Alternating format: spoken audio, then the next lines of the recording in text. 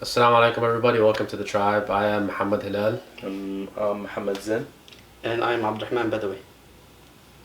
This podcast is here to discuss certain topics about Islam and in general, just you guys having a conversation. So hopefully walk away with something from this podcast. What are we discussing today, Sheikh? Well, we got a few topics. Primarily, it's going to be centered around the concept of masculinity in Islam as well as modern society. Maybe Andrew Tate is going to come up a little bit, Oh man. or a lot of it. You have to Yeah, and pay that's it. respect. You have to pay respects. Of course, yeah. Well, we'll see where that goes, inshallah. Wasn't the most Google man on earth for nothing. Yeah, that's true. Of course, this is happening on shortly after he became Muslim, so that's going to be a big part of the conversation. So essentially, I think this is the best way to start the conversation. Is like, what is the biggest problem facing Muslim men today, and what do you see as the biggest problem with Muslim men today? Whether it's in the whether it's with Muslim men or facing Muslim men or something, maybe I don't know, oppressing Muslim, whatever you think it is. What's something that you see that in your community, maybe in yourself, that I don't personally. I don't want to commit to. Bismillah first. Oh, of course, yeah. Bismillah, alhamdulillah, wa salatu wassalamu ala rasulillah. In the name of Allah, we begin. We ask Him. We send our praise and our thanks and our gratitude towards our Creator. We ask Him to send His peace and His blessings upon His final messenger Muhammad. So, I don't know that I want to commit to what's the biggest problem, but let's just talk about big problems or the issues that we believe are facing. there's definitely a lot. Yeah. So just no need to commit to the biggest one, right? So, I would argue, completely coincidental, that the word I'm looking for here is either commitment or discipline. We live in an era, at least the circles that we're involved with, right? 21st century American Muslims or Western Muslims or people who living a relatively pampered lifestyle, easier lifestyle. We in the past, I remember reading this a while back. I don't know to what extent it's accurate, but it seems so from what I've read about history, is that people transitioned from being children to being adults. And even within Islamic Sharia, there's no teenager phase. Right. So it's either you're a child and you're not tasked by God and you're not, the pen is not writing your deeds, or you're an adult and you are tasked by God and the pen is writing your deeds and you're accountable. So in the modern world, because of just like the timelines have lengthened and the time when you become responsible as an adult has gone later and later and later, it's now like you have this middle phase where, yeah, you are responsible, you're wise enough, and you are going to be held accountable short of, but we expect you to be silly and foolish and make all the mistakes you can on the way to figuring things out. Yeah. So that's where we find ourselves now. The commitment and the discipline factor is gone for a significant period. Talking about, let's say, 15 to 25-ish. And that's where we find ourselves, where you spend a significant period of time as physically you're a man, you're making some money, you're yelling at your parents, and all those. But one of the scholars, I'm trying to recall who it was. It might have been Ibn Qudama. I'm not certain, but he mentioned that once a young man becomes a man in his father's household, and effectively, I'm paraphrasing here, like he doesn't get busy, occupied with what a man should be, like busy working and physical labor and whatever. And then he said, "Huwa wa abuhu yakunani kakabshani yatanatahani," if I'm not mistaken. Basically, him and his dad become like two rams butting heads. Yeah. And I was so shocked to see that from a scholar. Like, you don't expect that to be in their wording. You expect them to constantly say, like, be patient and, be this. Of course, those pieces of advice. But, like, him just saying it very clearly there. Like, get busy, get occupied. This is how your brain functions now. And, you can trace back so much of the problems in young men in their households and the conflicts of him sitting around playing video games for 8 hours a day. I want to take it back to something you said, though, the discipline. A lot of people can be listening to this and arguing, hey, like, I hit the gym every day, 5 a.m., I'm on the hustle, I'm on the grind, I'm making bank. How would you equate between that, huh? And then what? Oh, how's that? What's it called? That for them that's considered discipline. Well, that's by your definition. Is that considered discipline? Yeah. Or? Usually, those guys their life is put together to some extent. A guy waking up at 5 a.m. going to the gym and making money all day and like a real job, a respectable job of any sort. That guy's usually well put together on some level. Yes or no? So on the topic of masculinity, actually, how do you think that the pampering phase that you're talking about of being a teenager in today's society, how has that affected masculinity compared to like people, for example, let's say from the time of the Prophet? Yeah, Do you think, would you say that like men today are more feminine or what? Yes. Simple answer? It is that simple, 100%. And I mean, I would like to be excluded from that, but I So what do you accept that think? part of What that do you think are like general. the different defining factors from being a masculine man at the time of the Prophet ﷺ to being what you'd consider the average man today, which is a little more emasculine than people of that time? We can make a list. I love that for masculine man. That's as if man is not man enough. You need masculine Yes. man. What's wrong with that? No. I'm saying like in today's world, like if you said man 1,400 years ago, everyone would know what you're talking about, right? Now you need You would hope so. masculine man. I mean, that's why this is a necessary topic of discussion to begin course. with. Yeah. We need to define these things. If I could take a shot at it, maybe one thing that one reason we have that today is because a lot of people take the liberty to try to define for a man what a man is and what he should be doing and what a man what a man looks like. Whether it's whether you have two extreme sides to the equation, where some people are saying, oh, men, boys are supposed to be allowed to play with dolls and toys and all that stuff, which is to some degree, obviously there should be a balance in between. Boys should be allowed to play with dolls. Boys should be doing this. Boys should be doing that. And the way we program these young boys should be in a manner where we're not pushing them towards more masculine traits, right? Mm-hmm. And then the other extreme, you have people who are saying, a man is defined by how much money they make and how they can talk to women and how they can treat the people around them. And so everyone is sort of coming into this conversation and saying, oh, this is what a man is, this is what a man is, and you as an individual absorbing all this stuff, you don't know where the right is, you don't know where exactly a man should lie, because there shouldn't be one extreme. Are you talking about a young person growing up in today's world? Yes, definitely. So you have like the left opinion and then the right, what we consider a conservative opinion, and then the left more liberal opinion. But the right for us, especially as Muslims, like the right is right in the middle. I think. Well, of course, as Muslims we believe, or Allah has told us many times, وَكَذَلِكَ جَعَلْنَاكُمْ أُمَّةً وَسَطًا. We have made you a middle nation. Right. So that's obviously factored in, and I want to make sure that we make this point distinct. We make it clear is that by virtue of being in the middle doesn't mean by default you're correct. It's just that. Very often, if not, it's almost a general rule, 99% of the time, is that you will find the correctness and the guidance somewhere down the middle. It's going to be in that spectrum, just so we're clear, right? You don't like, and the example given is that if somebody barges into your house and says, it's mine now, you're like, what are you talking about? This is my house. He's like, no, it's mine, or I'll fight you for it. You're like, wait.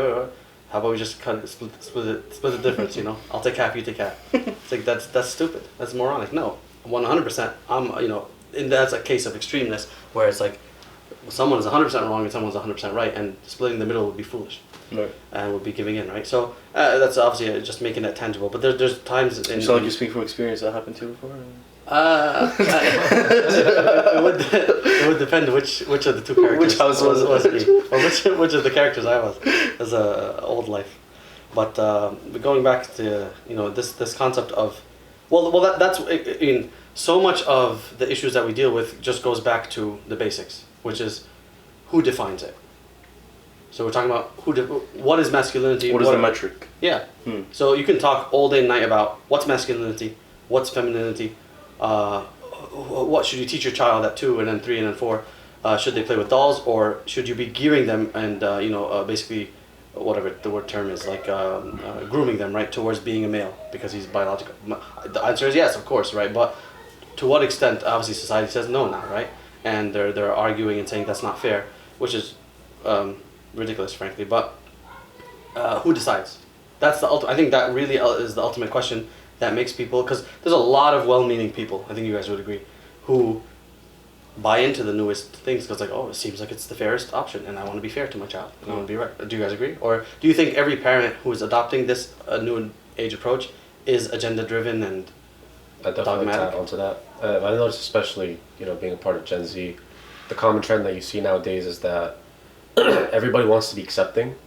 Everybody wants to, rather the nature of this generation is to open up the doors to anything and any possibility, right? So there was this quote that I heard from like a Nike commercial one time where it was something along the lines of, if you don't stand for something, you'll fall for anything. Oh yeah, Malcolm What's X. your favorite quote? Yeah. Malcolm X. Right? Yeah. Yes, sir. So I don't even know if it's a Nike commercial. I just saw it somewhere. Anyways, yeah. So the general idea is if you don't stand for something, you fall for anything. And what we see happening today is anybody that stands for something consistent, that will not bend to the rules and to the wishes of society, are the ones that get pretty much, canceled. Yeah. Oh. The likes of Andrew Tate. Oh. We don't need to get into that yet. How long did we take? We don't need to get into that. How long do we have? But I mean, All roads lead to even as Muslims nowadays, right? In general, really, we've always consistently had what the definition of a man, especially a Muslim man, is today. Yep. And now you see people trying to kind of break these rules, and that's what kind of receives the hate. So really, just to add on to your point, what I'm trying to say is that pretty much you're right. You know what I mean? That we have these standards that we've always held as a tradition for so long, but we're seeing it hard to hold by society, not because people are necessarily throwing hate towards Muslim, but it's like you said, there are a lot of good meaning people. They're just against the fact that we're saying yes to a particular thing and no to everybody else, and that's what they don't like. Sure, but who draws? Again, I think we're all in agreement about, like, it goes back. So, for example, those kind of people, right? They're thinking, wait, what gives you the right to say no to the other forms of living, other lifestyles? Exactly, yeah. But they also acknowledge, as if we're like better than everybody. well, that's the thing. In theory, they want to be open to all. In practice, it's impossible to do that. And in practice, they don't do that.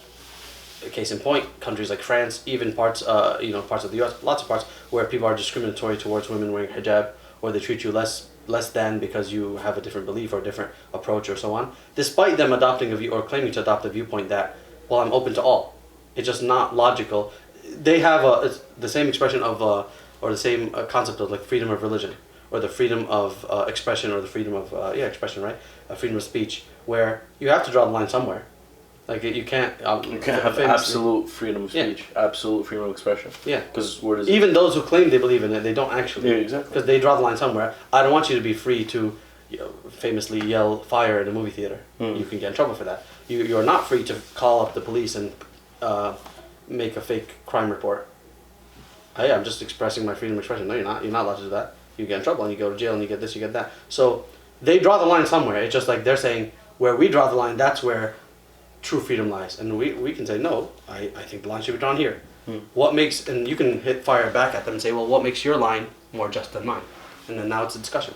Because they operate from a position of, we're right and you guys are restricted.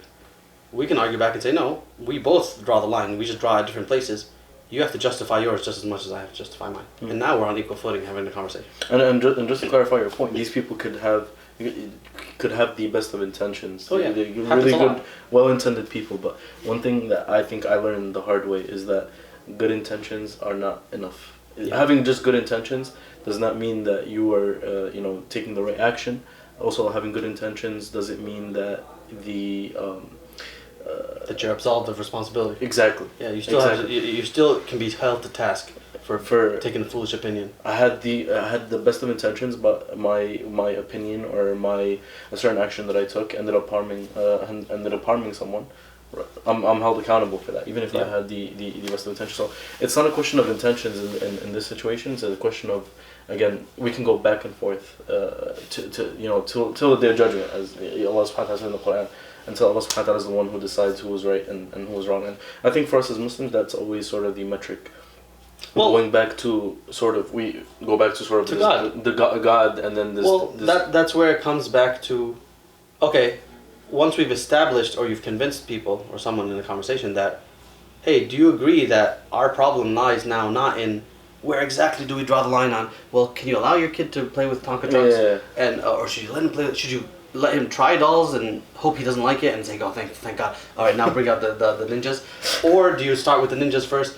Do you have a right to want your biological male kid to become a traditional male? Of course, I mean, obviously, The answer is of course. But do we have to have that conversation, or do we just resort right to the conversation of, hey, let's just cut to the chase and decide, and who decides what's masculinity, who decides what's femininity, and because you're drawing it back to the conversation and the answer of which is, well, God decides, and until you can get there, you're never going to reach a middle ground, like, because everyone has a slightly different definition, and well, at what point does your definition become punishable by cancellation and by society taking your kids? You're literally playing with the threads of that control how the society of man works. When you're talking about that you know, concept of what a man is, what a woman is, what their respective roles are, you know, all these different discussions, subtopics, subtopic discussions that are happening, all of a sudden, like, you're playing at a society itself, at civilization itself, what that civilization, what that society looks like. So therefore, that sort of conversation, you need something more than man to determine what exactly. that is. Yeah, because man is flawed. Exactly. So I wanted to take it back to the sort of the initial conversation about masculinity. And maybe one thing we do as Muslims is talk about, sort of, you know, take the Prophet as an example. The Prophet Muhammad was a man. What are some of his traits that you would consider sort of masculine, and some of the traits that we can look at and say that, hey, look, the Prophet ﷺ was a man, and this is what ideal man is supposed to look, because that's what sort of... No, let's cut to the chase. Yeah. I like when you simplify. The ideal man in human history is Prophet Muhammad ﷺ, and that's that. And then of course the prophets, sallallahu alaihi wasallam, may God's peace and blessing be upon them all, and then their followers who had a, you know, history of being sincere people, and that's it. Like, so obviously you're gonna tweak it and to make it fit in your timeline, because the world is different now, but the same premise lands, right?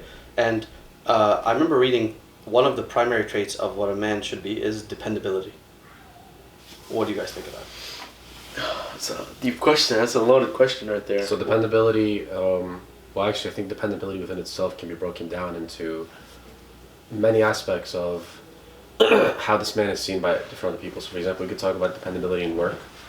Is he someone that is responsible and reliable and mostly sure just gets the task done? Yeah. He doesn't make excuses. Is he dependable in the aspect of his family, right? Is he there for his family when they need him? How they need him? Is he able to financially support them? Is he able to be emotionally available for his kids, his wife, his parents and their old age, and so on and so forth? Well, on that note, so that's where people, so a generation ago, the emotional availability was not included in, if you asked our parents or our dads, you know, people from that generation, they wouldn't include the emotional availability and dependability. It would, not that they intentionally exclude it. It just wasn't their vision of a man. It's like, hey, well, I kind of imagine this one directly from the source, from the Prophet himself.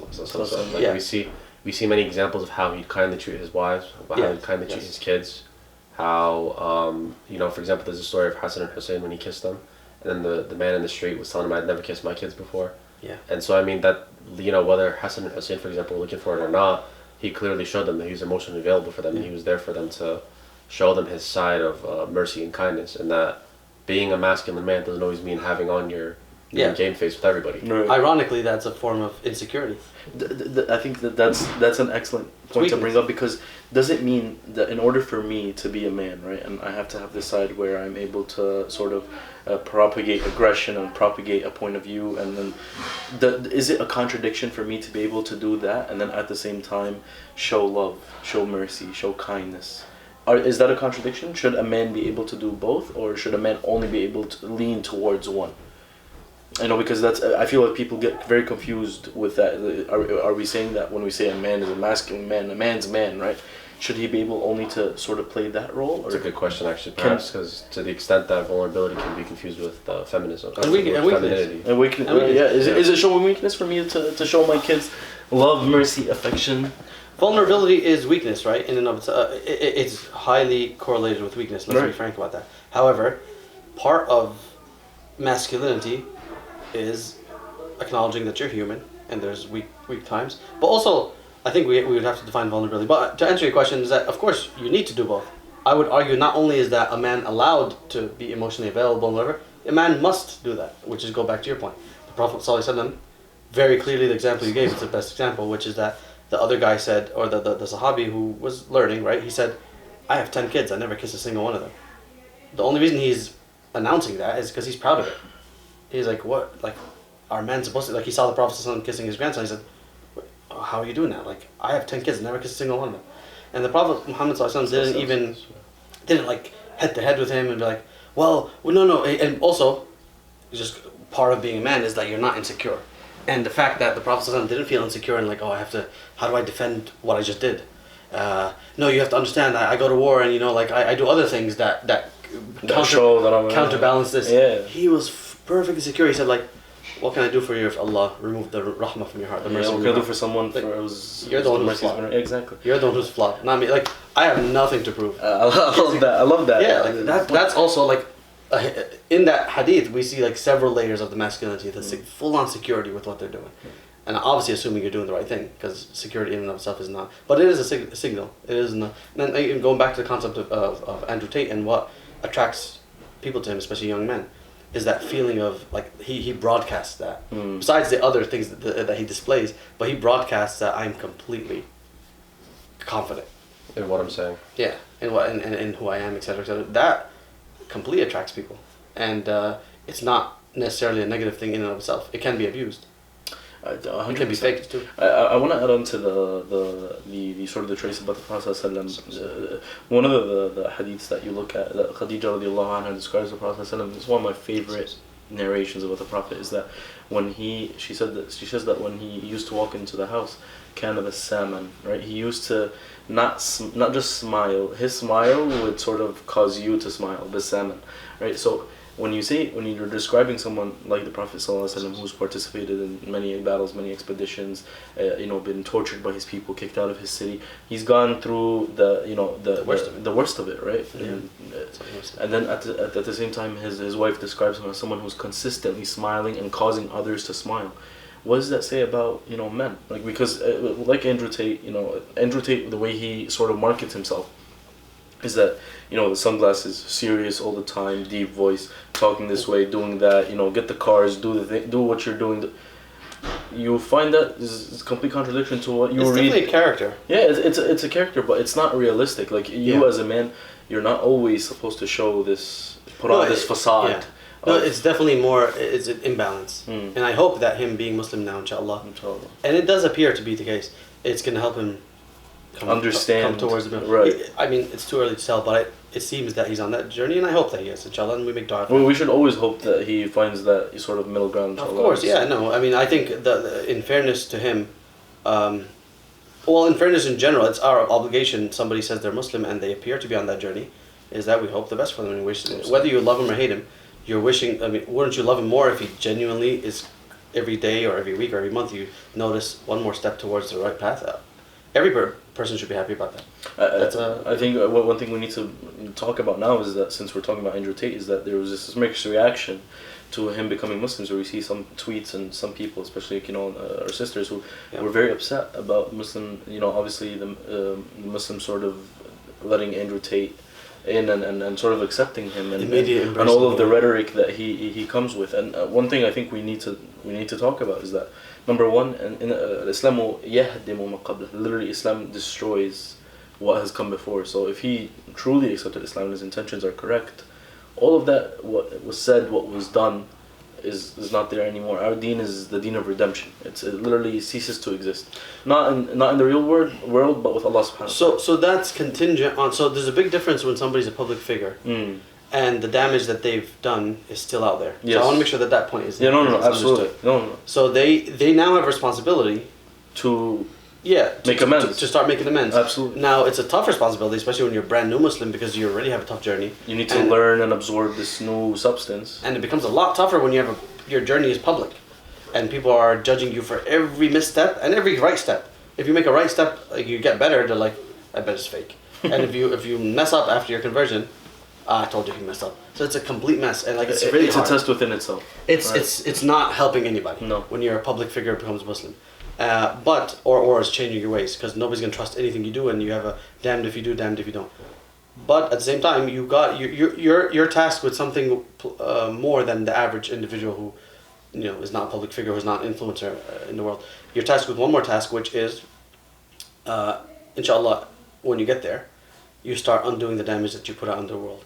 And it's gonna take time. I hope that he, again, in my basic assessment or observation, it's too early to tell, but it seems like he's on that journey, and I'm happy for him, and I'm glad that we all win if he succeeds in that journey. Yeah, absolutely. The world But that's sort of the first thing that we have to say. The first point again is that Islam breaks what before. But the second point, on a personal level between you and God, exactly. It's a invitation to everybody who has ever sinned, who has led whatever lifestyles, that the instant you turn to Allah subhanahu wa ta'ala in tawbah and repentance, and you're sincere and you say, oh Allah, I want to turn a new leaf and I'm left it all behind.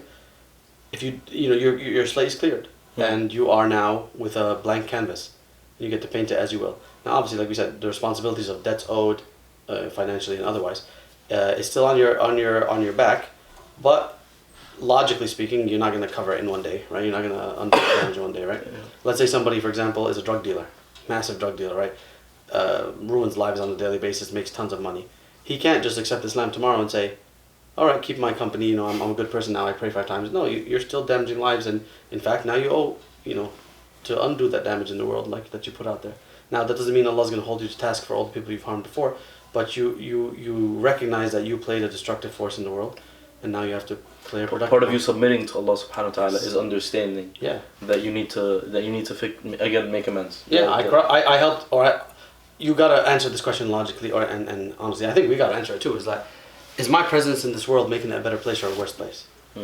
What do you would you guys have an answer in front of millions of people? Personally? Hey, huh? Us personally? Yeah.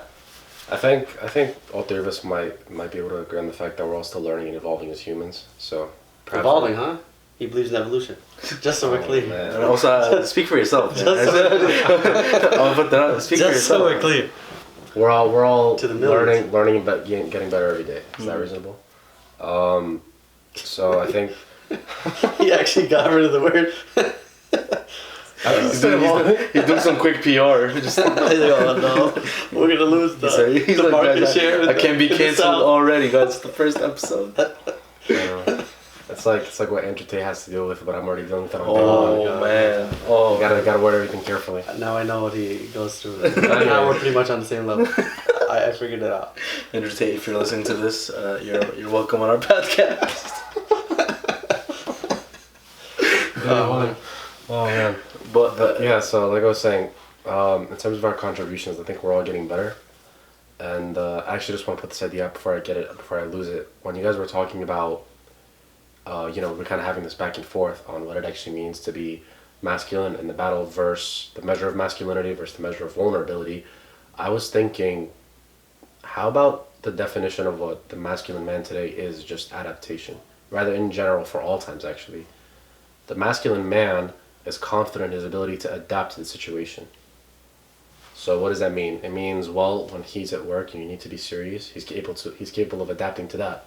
In a situation where he needs to go to war and become tough and, bring out his muscle and his strength, he can adapt to that.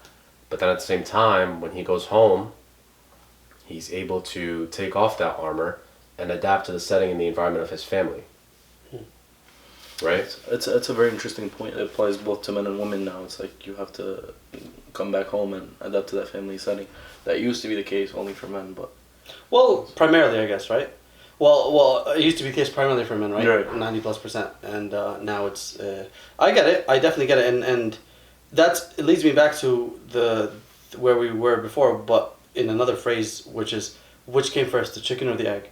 So we were asking all the way in the back of this conversation is, do we believe that men are less masculine today and the roles are sort of blurred? And is it because there was an intentional attempt to blur the roles, or is it because modern ease has blurred the roles to the point where, well, the distinction is not clear anymore to a child growing up in this era and one era going to ours? For example, I think the answer is both. Is that yes, there was an intentional attempt to blur the roles, but also there was an unintentional, just it's natural. The example is, let's say 100 years ago, 200 or even 1,000, right? If you're born into a town as a man, whether you're Muslim or non-Muslim, whether you're in Mongolia or America or whatever, let's say 1,000 years ago, or wherever you end up, wherever you were, right? You're going to grow up. You're going to be, if you're born as a boy, you're going to be put into training very soon. Physical training, and you're expected to defend your town against intruders, against so on and so forth. And that's where modern drafts came from, in modern nation states. If I'm not mistaken, most of the world till today still has mandatory drafts for young men. Fun fact, actually, when I was in Saudi, applying to Umm al-Qura or Medina or any of these universities, I don't know if they still do that now, but it wasn't even that long ago when I applied. There was one of the requirements, checklist of your requirements is permission from your government to come travel. And that's one, like, I don't know if you still find these websites, but when I was Googling for it, and I was like, how do I, like, everything else you find out, passport picture, birth certificate, this, that, the other, I was like, where do you get this from? Like, permission from your government. And I went around asking, and I tried to get in touch with previous students. It was really hard back then. And eventually got in touch with somebody who was like, yeah, I went to my sheriff's office and just, like, asked them to type something up. And I was like, well, I tried that. I went to, like, a precinct here. They're like, huh? No, we're not going to print nothing for you. Like, what is this nonsense? We're going to be responsible. You go to NYPD, can I travel? Like, I was just wondering. Yeah. They arrest you on the spot. Like, can you travel? Are you nuts? Of course, you have the freedom to travel, whatever. So, like, it made me think, first of all, how blessed we are. Is that by default, I'm assuming that I'm right, that I'm able to travel freely in the land, right? There's a page, and I don't know if it's in every passport, but I think it still is. It's like a quote from Lincoln. Please allow the bearer of this, or something like this, let him travel free in the land, unadulterated. If you go all the way to the back, it's like some fancy quote. It's nice, and but like now we all know you read your passport. Well, I had to for this little hike. For this little research. But it was really, I mean, honestly, sometimes, like, if we just stop to think of how blessed we are, that we can just leave right now, and if we have our passports, and just go, like, literally drive to JFK, an hour from here, and find some, ticket to anywhere. What's the next one way out of this airport? And we're gone. Romania. And that's it. Not Romania. Oh no. But, like, I don't know this man. So, like, no, jokes aside, is like, I don't think you guys, forgive me for saying you guys on this, but I don't know if because when I lived in Saudi, so over there, you can't just leave. So they take your passport, whoever your sponsor is. For me, it was the university, and they're supposed to not do that now anymore. But I heard that they still do, but they don't. They're not legally. They don't do it anymore. But you still have to get an exit visa or a re-entry visa. Like, I can't just show up to the airport and say I want to leave. You have to have a visa, exit visa. How long does that take to get? It's a general. It's not too long. It's not. It's a generic process, but. That's for me as an American who knows that all I need is this visa. I could go to France right now. I could take a flight from Jeddah to France. But 90%, I would say 90% of my fellow students from all these,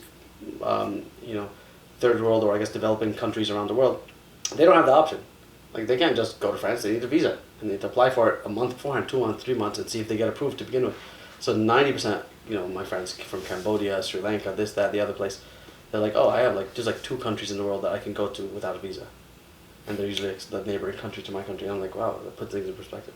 I know we're on a bit of a tangent here, but it was really made me grateful. Going back to this permission thing, that's where drafts were formed. So it was a whole, mess to try to get a paper that just says, let this guy travel, but they would not issue my visa without it. Later I found out it was from, it was tied to the draft.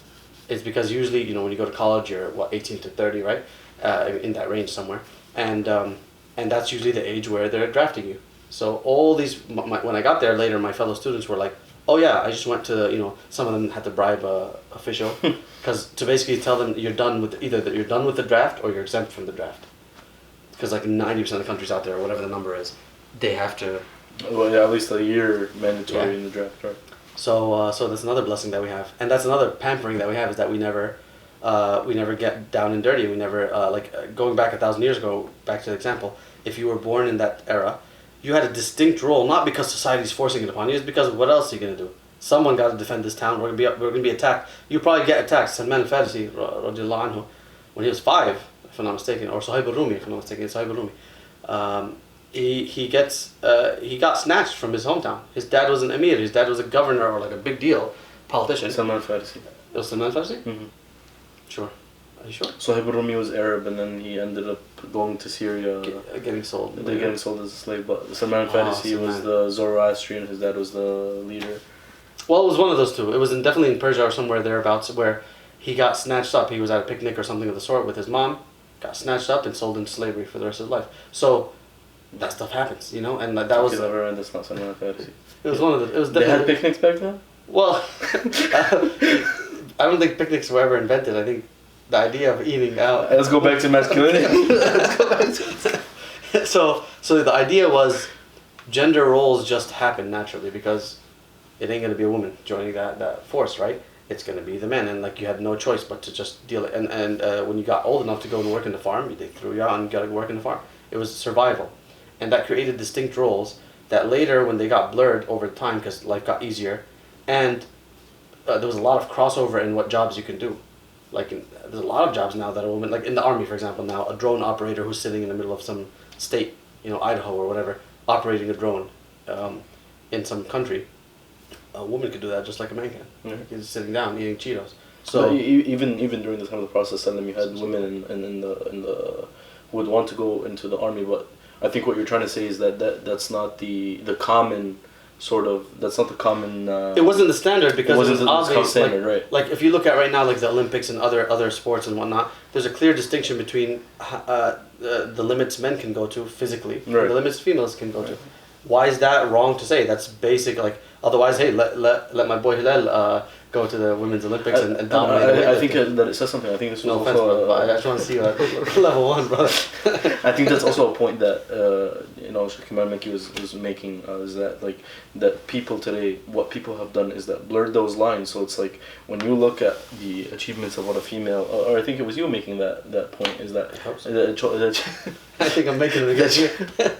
I'm making it for you now. Yes, so sir, yes, sir. you look at the achievements of a female competitor, of a female Olympian, but if I was to sit there and compare it to a man, I'm gonna be like, oh, You feel less than. Yeah, I mean, you diminished her ability. which is unfair. I mean, it's just like comparing apples to oranges. Right. I mean, I understand it's the same task, but you're biologically created. Biologically, not in the genetically, same- just it's not. Why are you mad at that? Yeah. And, why is it now becoming? And that's the weird part.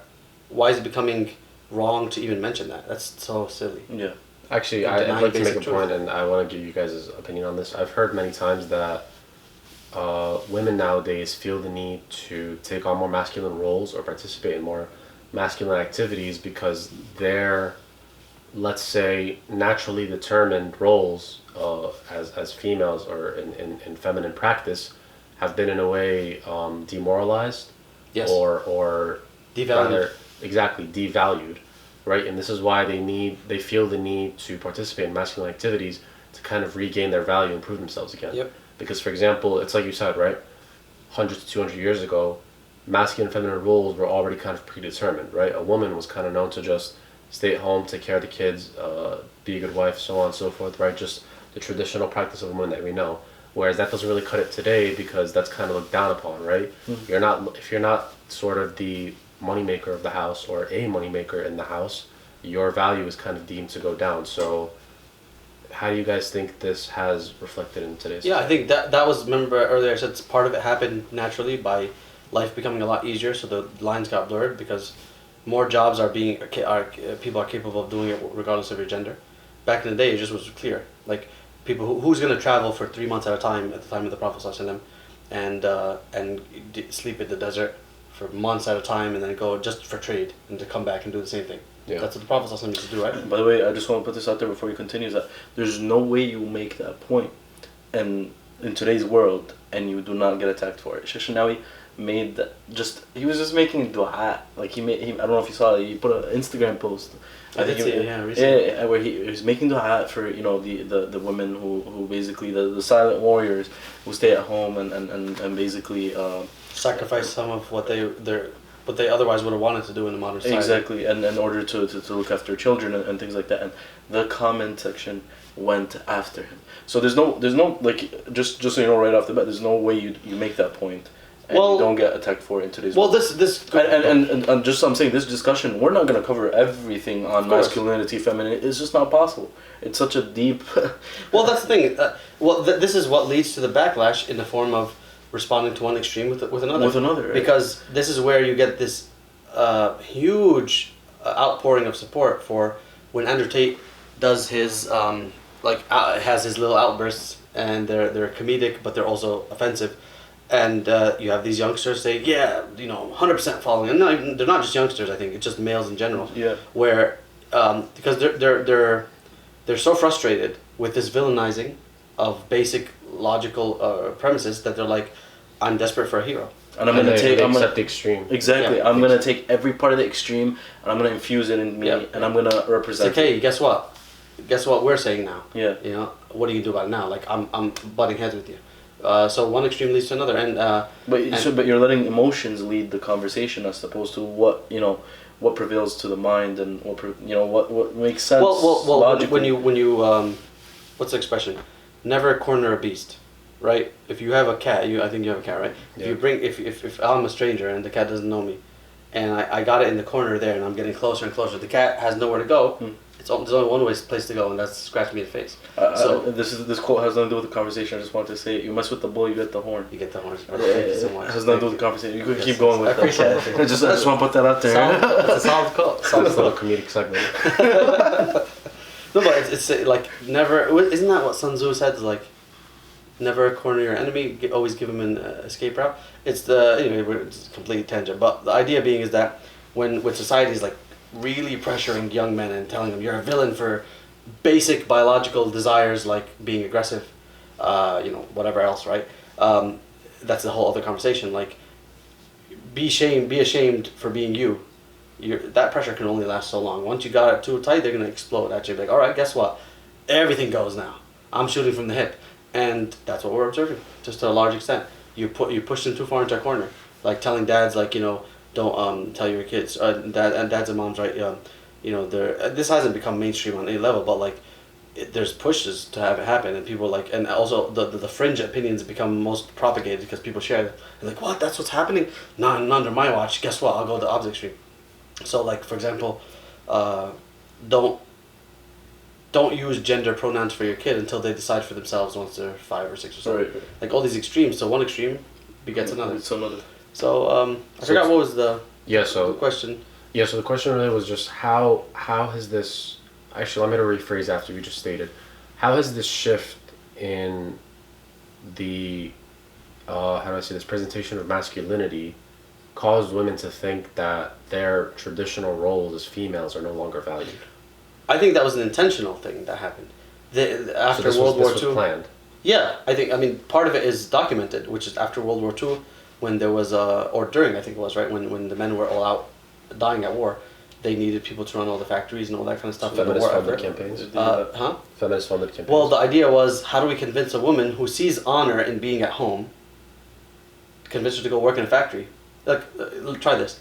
1 generation ago, 2 generations ago, you go to Egypt, you tell a woman, hey, go work in a factory. She'll be like, me? Are you kidding me? That's disrespecting me. Go be a taxi driver. Right? She'll be like, excuse me? That's not for me. She might be okay with her dad or her husband doing it because that's honorable. He should be out there earning. Whatever a man does, if it's a noble job, if it's, Amal Yad, the Prophet said, like, the best earning you could do is the work what you do with your own hands. So there's no disrespect to that. But you got to say, do you guys agree or not? Like, yes.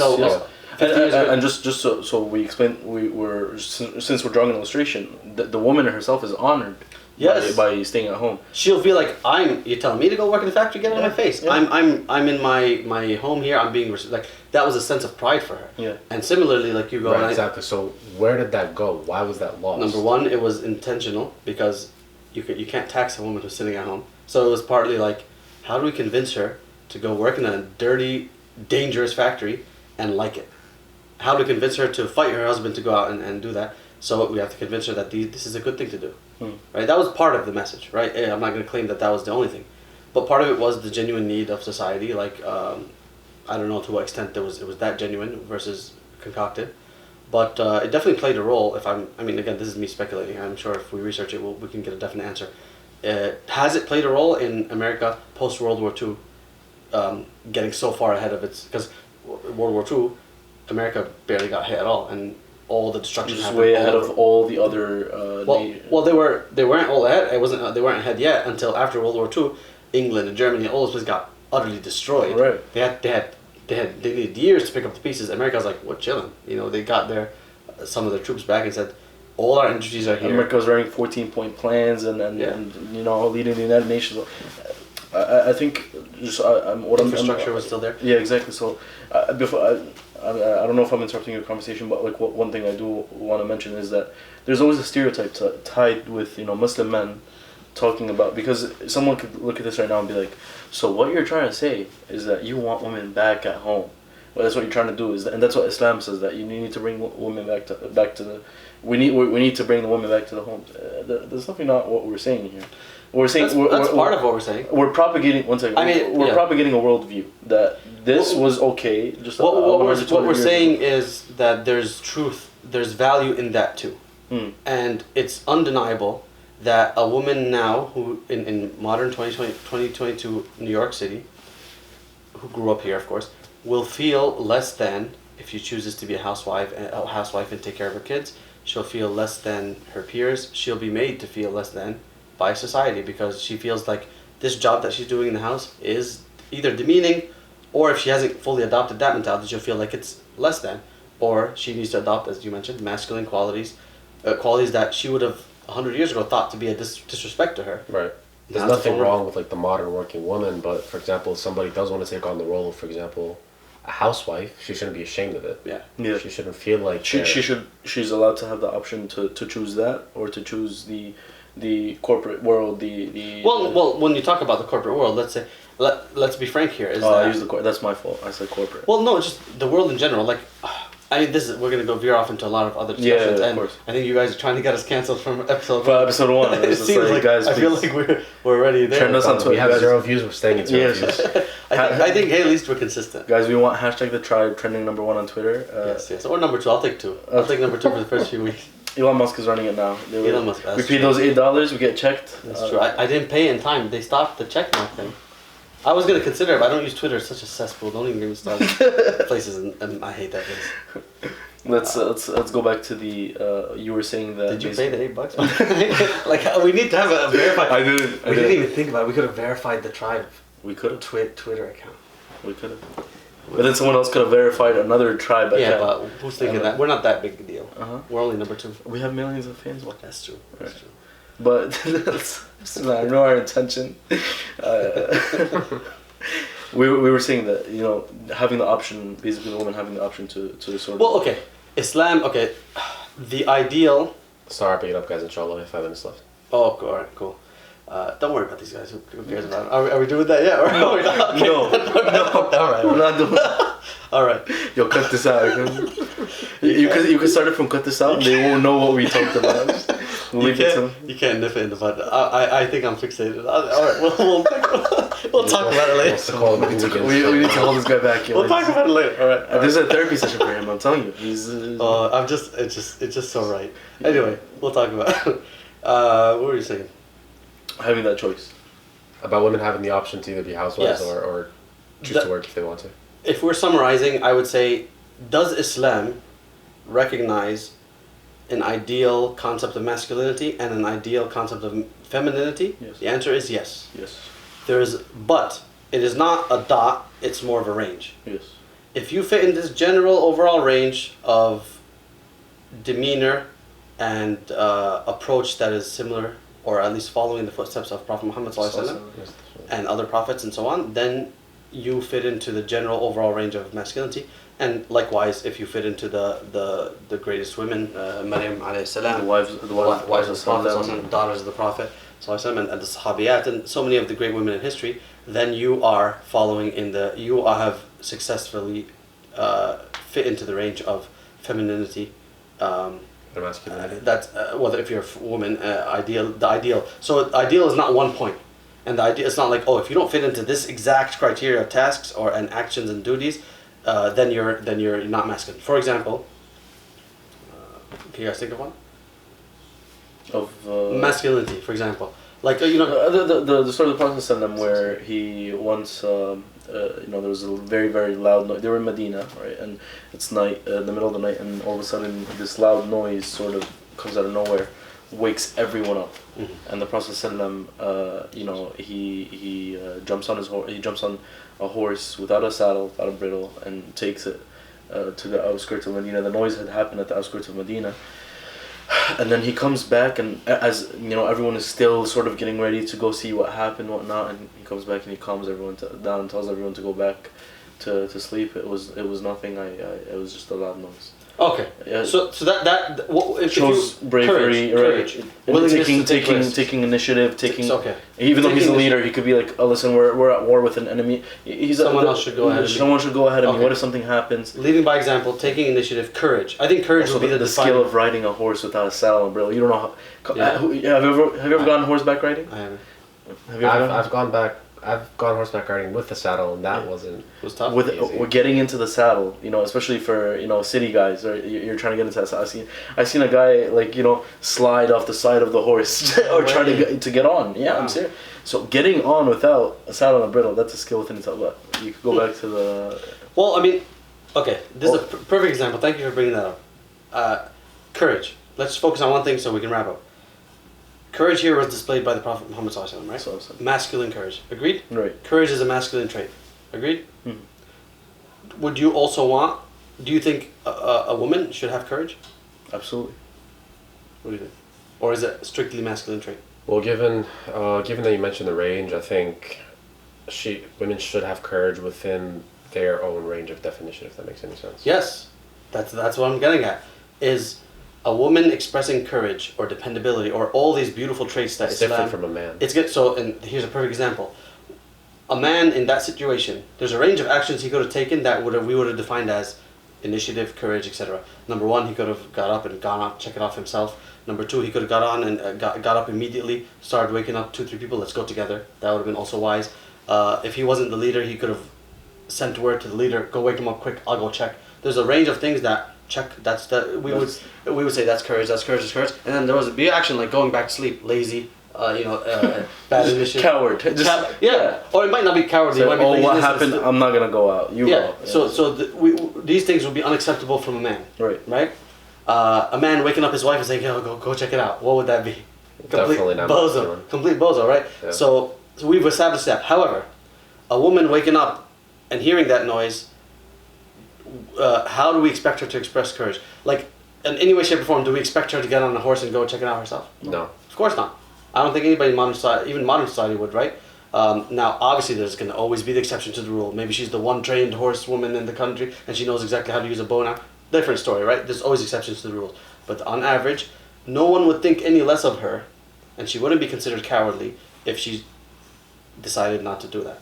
Do you think that applies to today's society as well? But before we explore that, no, and I think this does apply to today's society, but like In its own way. Yeah, Would that be a comparable? Let's say you hear a noise in the house. Yeah.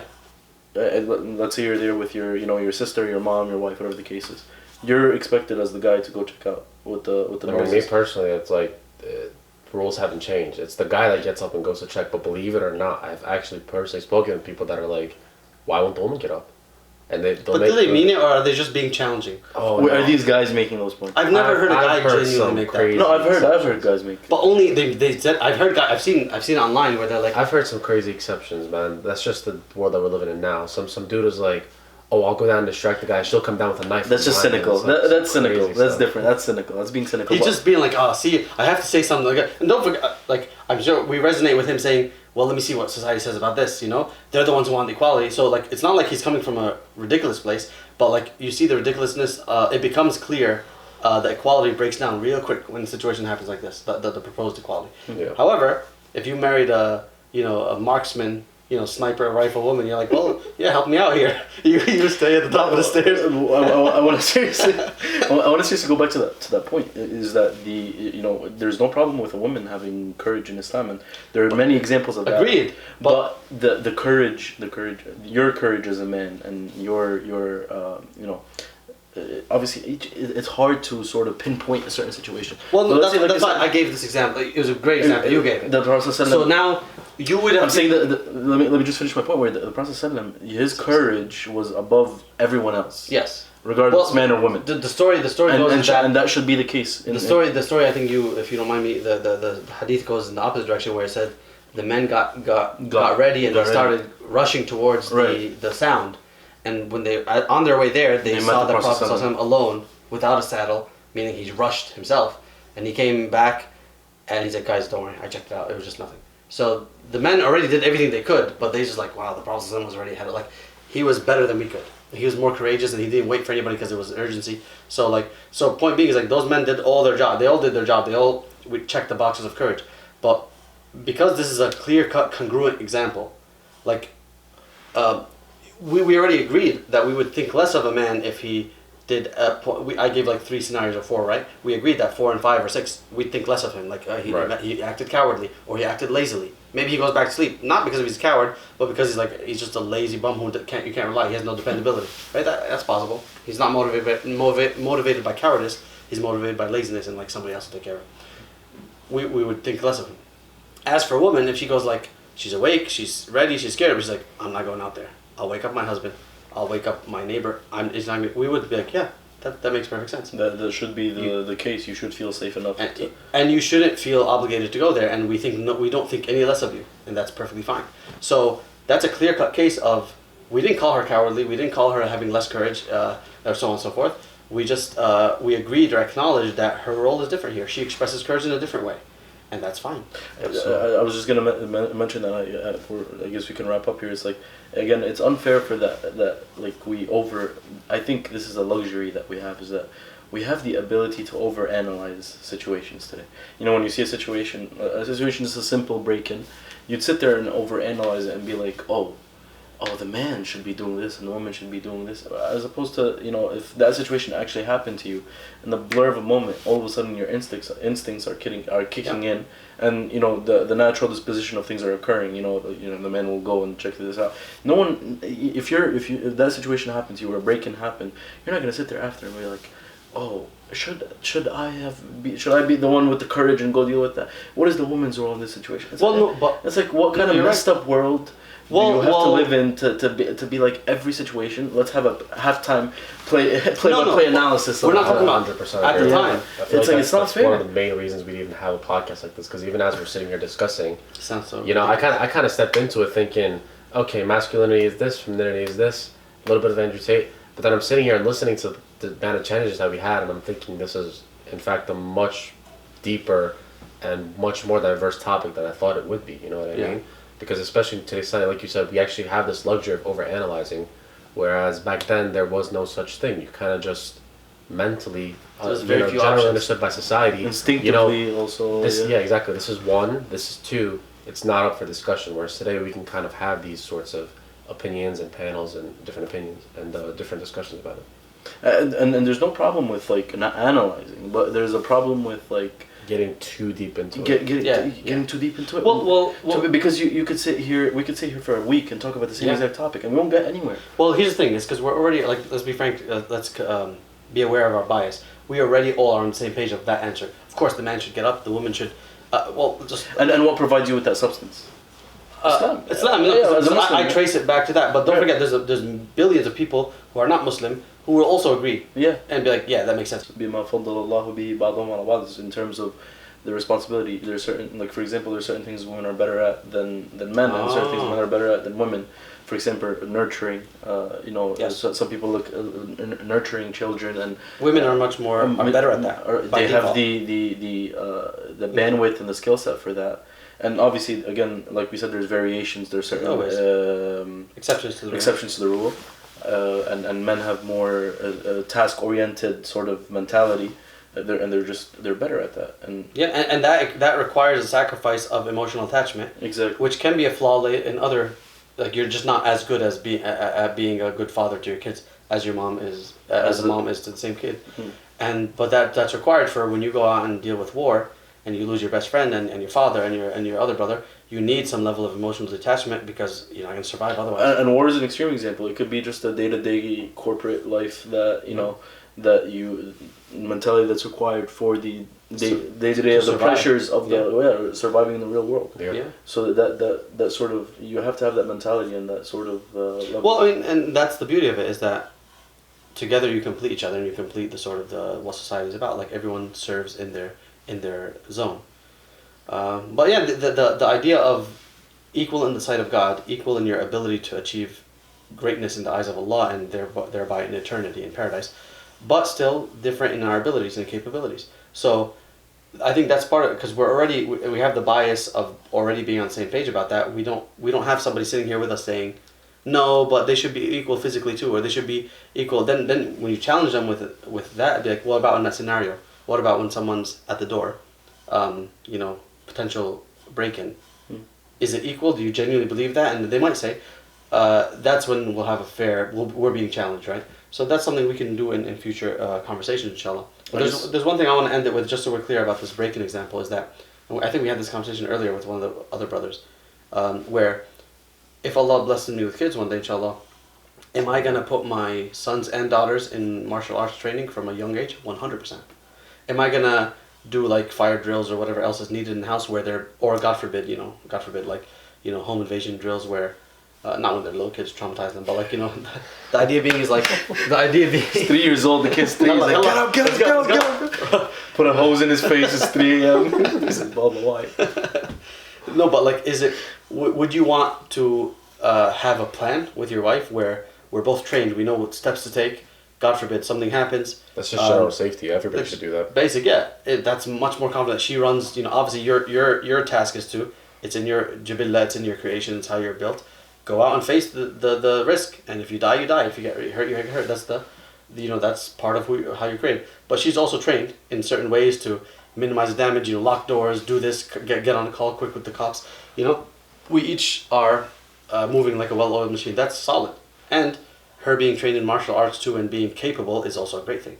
So I'm not denying that's definitely something I think we should all be doing. Male, female, doesn't matter, because being naturally feminine and so on does not mean you can't be capable of handling yourself in the world that you live in today. Absolutely. You need that capability. I guess in conclusion, and I think if we could just go across the board here, like what is one, I don't want to say message, just one thing that you would direct to, something that you would wish to say to the young Muslim men, or just the Muslim men in general, one thing you would wish for them to realize. Not just men, brother. What are we talking about? Oh my god. Come on. Oh my god, I'm so sorry. Put your hoodie on. I'm so sorry, man. I'm so sorry. Unbelievable. Listen. Sorry. I'm That's sorry. half our viewers. I'm so That's sorry. at least 5-6 billion. A message to young Muslim people. Not just people in general? No. Why young too? You're ageist? It's all over. Ageist, sexist. It's all over. Cancel me. My god. At least I'll be trending on Twitter for 10 minutes. We almost finished. That's all I wanted. But again, serious note. So we'll go this way. Yeah, in conclusion to this topic, message. in conclusion to this podcast, what is one message that you want to give to the audience, to the millions of viewers watching out there? Relating specifically to masculinity? Relating to whatever we discussed today. I'd like to, I think one of the better points that I thought of today, and that also relates to our discussion, is the concept of arrange. My particular method of presenting it was being capable of adaptation, and it's adaptation with also the constraint of the range, which pretty much, just to sum it up and put it in simple English, means that a man today does not mean that he's always going to be the tough muscular guy, but at the same time he's not always going to be the soft vulnerable person that he is with his family. Right? Understand that in Islam, the Prophet ﷺ gives us a very good understanding and example of what a man is. Try your best to apply that to what our modern day is and work within a very similar range to that. And then at the same time, to be the best version of yourself that you can be, learn to adapt and how to take on situations and scenarios as they deserve to be taken on. So like I said earlier, when you're at work, learn that this is the time for you to focus and be completely driven in what you're doing. Whereas when you're home with your family, you can learn to have that tender mercy with them, in which your masculinity is still perfectly preserved and you're still within the defined range and capability of adaptation with your understanding of masculinity. That's an excellent message. Reading from your point basically is that that both the person, especially with these discussions in regards to the social element of men and women, you're always going to be learning. You're always going to be sort of absorbing new information, gaining new perspective from the people you have discussions with, and so always we need to do is approach these discussions with an open mind, because when we do that, we'll actually be able to learn something from these discussions, and they're not going to be emotionally led. But the main point is that always we take it back to the Quran, the Sunnah, the religion of Islam. As for me personally, those are my main core values. If they align with that, then alhamdulillah. If not, then we throw them away. Then we just keep. And we keep. That's part of the journey of Exactly. humbling yourself and submitting. So your message, your final. Yeah, my final message is. Oh, you're out. You're tapped out. Yeah. Who cares about these people? Oh, that's he had to. Yo, cut this part out. No, come on. All right, so we're sorry about that, guys. Don't be sorry. Just do the outro. Okay, everybody. So thank you for watching our first episode, and we'll see you on the next one, inshallah.